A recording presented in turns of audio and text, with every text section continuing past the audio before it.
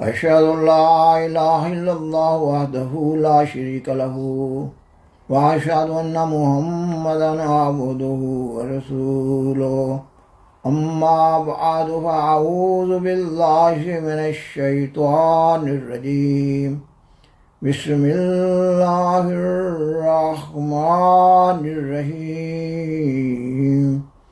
سامعین و ناظرین کرام، السلام علیکم ورحمۃ اللہ وبرکاتہ۔ تاریخ احمدیت کے سلسلہ وار بیان پر قسط وار پروگرامز پیش کیے جا رہے ہیں۔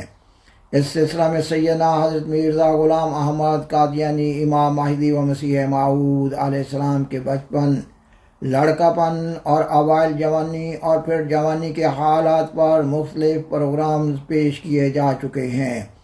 ان پروگرامز سے آپ علیہ السلام کی صداقت کو جاننے کی طرف رہنمائی ملتی ہے۔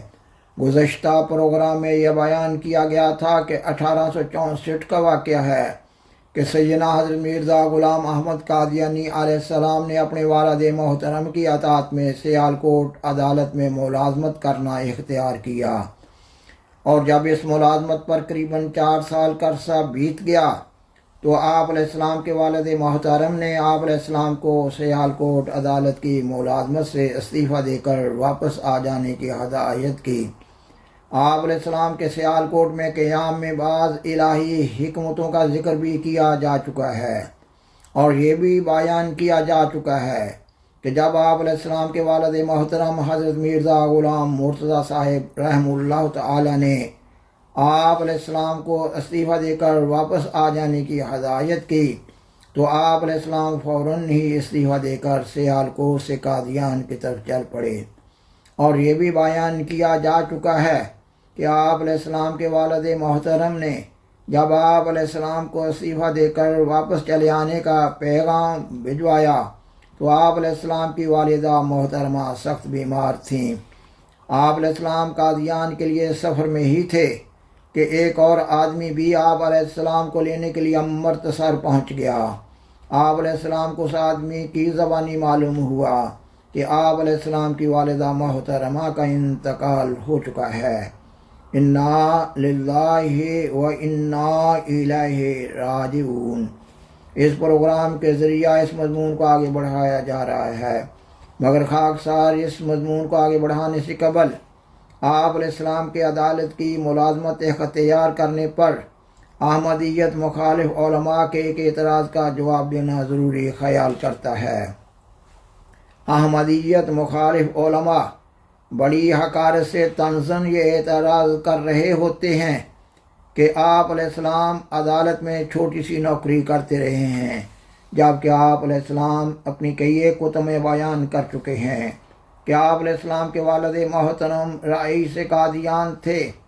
وہ آپ علیہ السلام کو خصوصی عبادت الہی، دعاؤں، قرآن مجید پر گہرے غور و فکر کے ماحول اور گوشہ خلوت نشینی سے باہر نکالنا چاہتے تھے۔ آپ علیہ السلام نے اطاعت والدین کے تحت سیالکوٹ عدالت کی ملازمت کو اختیار کیا تھا، نہ کہ ضروریات زندگی کو پورا کرنے کے لیے۔ کسی انسان کا جائز ملازمت اختیار کرنا یا اپنی پاک روزی کے لیے محنت مزدوری کرنے میں کوئی حرج بھی نہ ہے۔ سیدنا حضرت محمد رسول اللہ خاتم الانبیاء صلی اللہ علیہ وسلم کی ایک حدیث ہے کہ ہر نبی نے بکریاں چرائی ہیں۔ سامعین و ناظرین کرام، اس پروگرام میں آپ علیہ السلام کے سیالکوٹ سے قادیان واپس آنے کے بعد کے معمولات کو بیان کرنا مقصود ہے۔ تاریخ احمدیت جلد اول کے حوالہ سے بیان کیا جا رہا ہے۔ سیالکوٹ سے واپسی کے بعد آپ علیہ السلام نے اپنے دینی معمولات کو جاری رکھا۔ آپ علیہ السلام کے دینی معمولات میں عبادات کے ساتھ ساتھ مطالعہ کتب بھی شامل رہا۔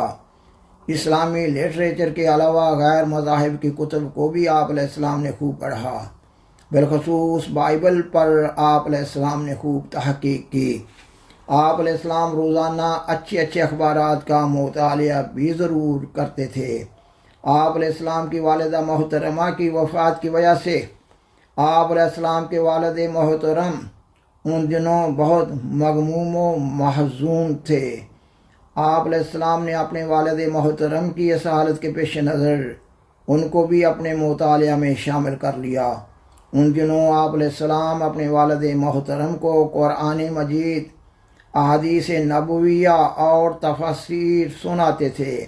آپ علیہ السلام ہمہ وقت اپنے والد محترم کی خدمت میں حاضر رہتے۔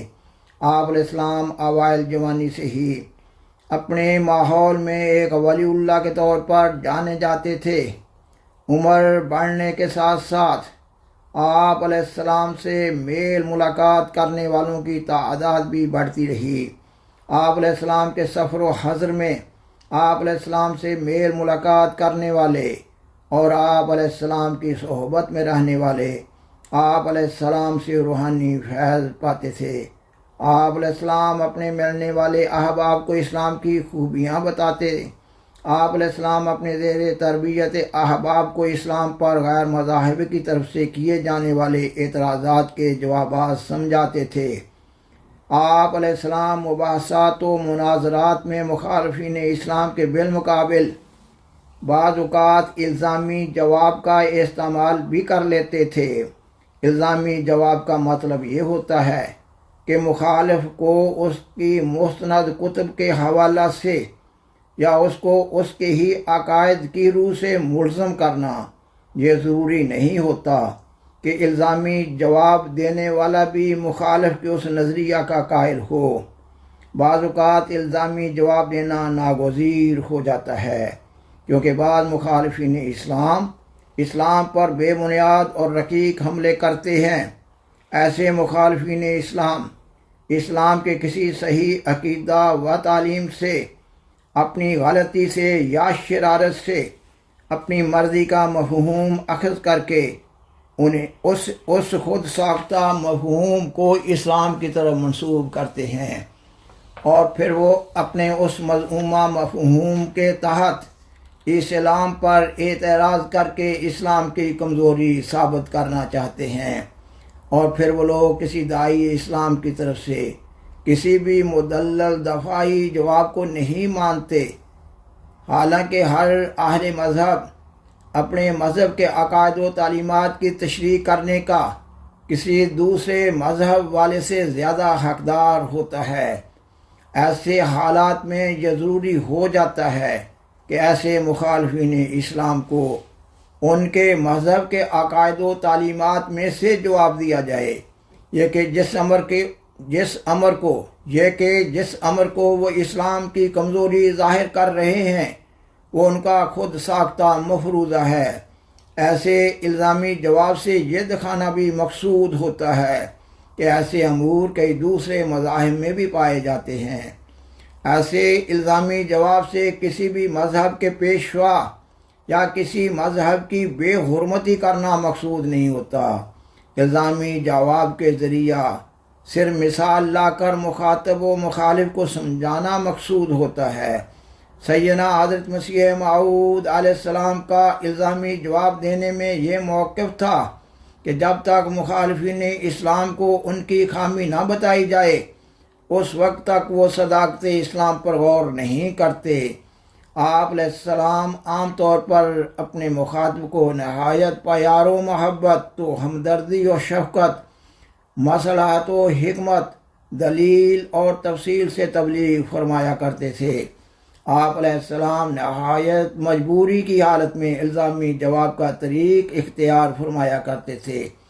اس دور میں آپ علیہ السلام کی ایک عادت مبارکہ یہ بھی تھی کہ اگر کوئی مسلمان بالخصوص کوئی مولوی یا کوئی عالم دین مرتد ہو جاتا تو آپ علیہ السلام خود بھی اور اپنے احباب کے ذریعہ بھی انتہائی جد و جہد کرتے کہ اسلام سے مرتد ہونے والے کو توبہ کی توفیق ملے۔